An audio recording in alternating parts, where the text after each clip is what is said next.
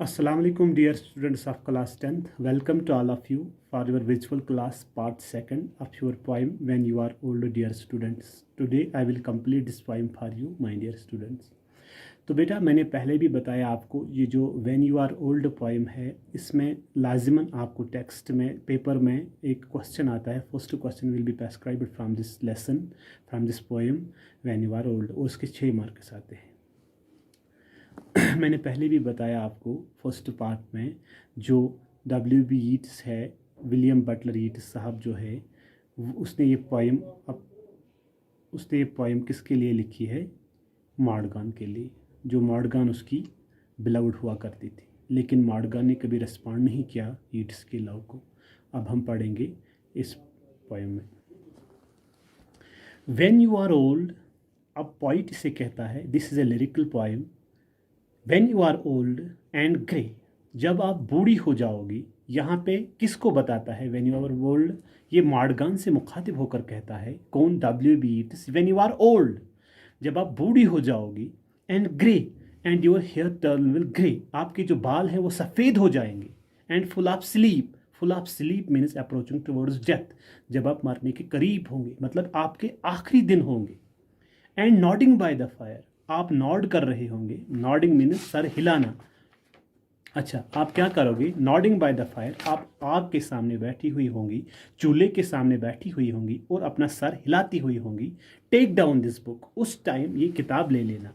मतलब take down this book, the book means the collection of poems written by W.B. Yeats. ये उसे कहता है जब आप बूढ़ी हो जाओगी, जब आपके बाल सफ़ेद हो जाओगे, जब आप मरने के बिल्कुल करीब हो और आप चूल्हे के सामने बैठी हुई होगी और अपना सर हिलाती होगी, तब आपको ये काम करना है. टेक डाउन दिस बुक, उस टाइम मेरी किताब ले लेना. मतलब कौन सी किताब? जिसमें मैंने पोएम्स लिखे हो. अच्छा, एंड स्लोली रीड, फिर धीरे धीरे पढ़ना, आराम से पढ़ना. And dream of the soft look, फिर देख लेना, ख्याल करना of the soft look means जवानी के दिन. मतलब ये कहना कि मैं अपने जवानी में कितनी खूबसूरत थी, ये ड्रीम कर लेना मेरी किताब पढ़ते हुए, क्योंकि किताब में मैंने ये अल्फाज दिए होंगे. योर आइज हैड वंस, तुम्हारी आंखें कितनी खूबसूरत थी. हैड वंस, पहले पुराने ज़माने में कितनी शानदार, कितनी खूबसूरत आंखें हुआ करती थी आपकी. End of their shadows deep, और सुरमई नगमई अंदाज में आप नगमई मतलब सुरमई अंदाज से थी आपकी आंखें. सुरमई अंदाज किसको बोलते हैं? मतलब जो गहरी नींद में हो.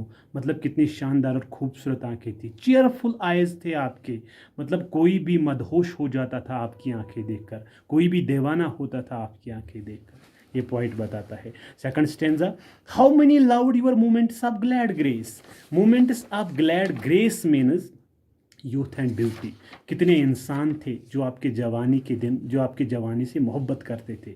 Moments of glad grace means youth and beauty, जो आपकी जवानी थी और जो आपकी खूबसूरत थी. कितने लोग थे जो आपको मोहब्बत करते थे, कितने लोग थे जो आपको बहुत चाहते थे आयरिश में.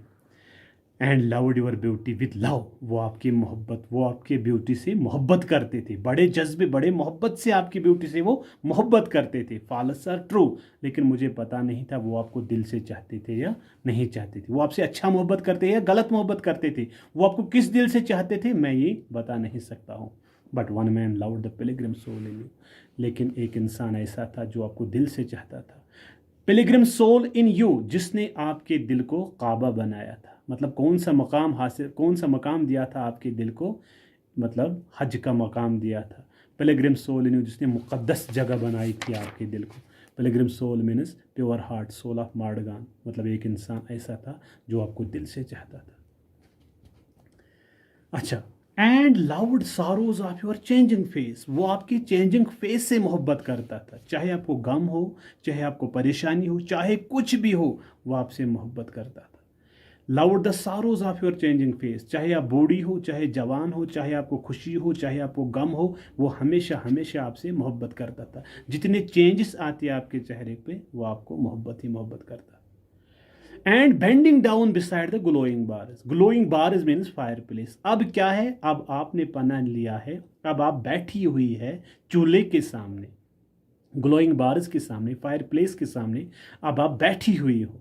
मरमर, अब बड़बड़ाती है, अपने आप से बात करते। जब एक इंसान बूढ़ा हो जाता है, ही स्पीक्स विद वीकनेस, फेबलनेस, वो कमजोरी से बात करता है। अब कहता है उसे poet, bending down the glowing bars above fire place, के आगे बैठी हुई हो मरमर, आप बड़बड़ाती हो।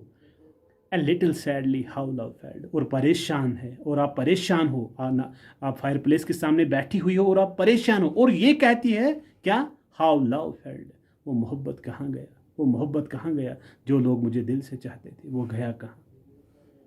And paced upon the mountains, और उसने रफ्तार की है कहाँ पे। उस वक्त जब आप ये पढ़ोगी तो यही कहोगी कि मुझे वो चाहने वाला गया कहाँ, जो मुझे दिल से चाहता था। हाउ लव सैल्ड फेल्ड, वो मोहब्बत गया कहाँ, उसने कहाँ पे छलांग मारी। And paced upon the mountains overhead, लेकिन फिर क्या होगा, उस मोहब्बत ने रफ्तार की होगी कहाँ पे, पहाड़ों के ऊपर। And hide face amid a crowd of stars, और उस मोहब्बत ने तारों के झुंड में अपने आप को छुपाया होगा।